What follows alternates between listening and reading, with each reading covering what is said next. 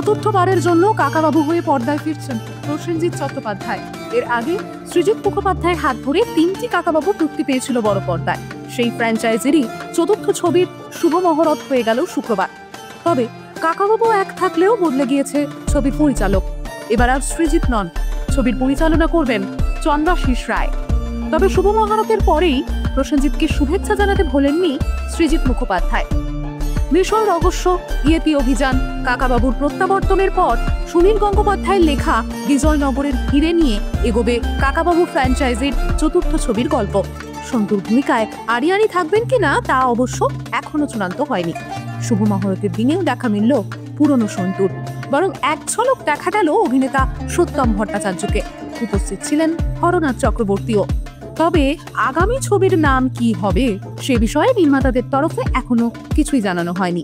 উল্লেখ্য, 2013-তে মিশন রহস্য দিয়ে প্রথমবার পর্দায় আসে সৃজিত প্রসেনজিতের কাকাবাবু।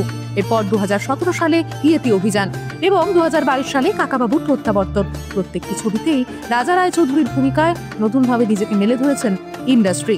শিগগিরই শুরু হতে চলেছে চতুর্থ ছবির শুটিং।